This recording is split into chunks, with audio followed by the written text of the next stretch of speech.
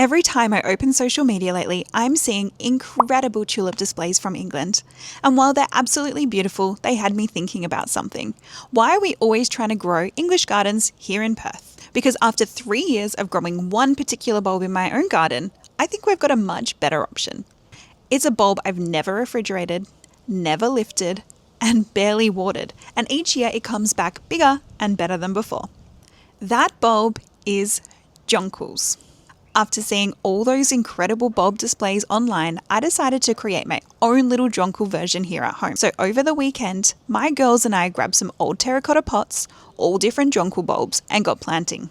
If you've been looking for a gardening project to do this long weekend, now is the perfect time to start. Well, you really should start this weekend because they should be planted before winter starts. Now, technically, jonquils are part of the daffodil family, but what I love about them is how well suited they are here in Perth.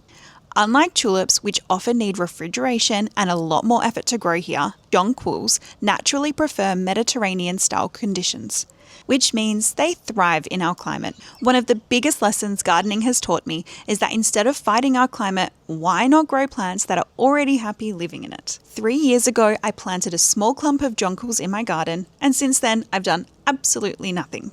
I've never lifted them, I've never refrigerated them, and I've barely even watered them. But every winter, they pop back up again. They always feel like a little gift from your past self. Every year my jonquils multiply a little more as well, and I'll never complain about extra flowers for no extra effort.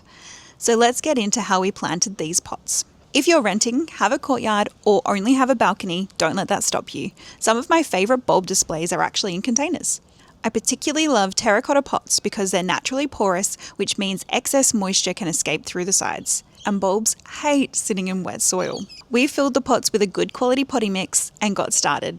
Now, when you're planting these bulbs, the pointy end goes up, which might seem obvious, but I feel like everyone starts second guessing themselves when it's actually time to do it. Generally, you want to plant them about twice as deep as the bulb itself. Now, here's where I break the rules a little bit. If you've ever looked at the planting instructions on the packet, you'll notice they recommend spacing bulbs quite far apart. And that's fine if you want neat rows, but that's not how I want my garden to look. I want a more natural look. So when I plant bulbs in pots, I put them much closer together. As long as the bulbs aren't touching each other, they'll be fine. And out in the garden, I take an even less scientific approach. I dig a wide hole, throw a handful of bulbs in, and where they land is where they stay. But I obviously turn them up the right way before I put the soil on top. It creates a much more natural look when they start growing. The other reason I love jonquils is for their watering schedule, or maybe more accurately, the lack of one. Here's my entire routine. Are you ready? Plant them, give them a really good water, then walk away. Seriously, that's exactly what I do. That's why I like having my pots out in the open so they get naturally watered by rain, and then I don't have to do a thing. When they start flowering later in the season, I'll give them some extra water if the conditions are particularly dry, but for now, nature's handling the hard work. One quick thing though before you head off bulb shopping. A few bulbs commonly sold in garden centres are considered environmental weeds here in WA, particularly freesias and calla lilies, also known as arum lilies. So I'd leave those on the shelf and choose something a little friendlier to our local environment. So if you're thinking about planting bulbs this long weekend, I definitely recommend giving jonquils a go.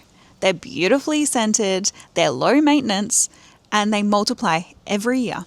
And most importantly, they thrive here in Perth. Maybe instead of trying to recreate English gardens here in Perth, we should start celebrating the plants that love growing here. For me, jonquils are right at the top of that list. My spring display is now finished and all I can do is wait. I'll report back in spring and we'll see whether my little Perth bulb display lives up to expectations. I'd love to know in the comments, have you planted your bulbs yet this year? And if so, what are you growing?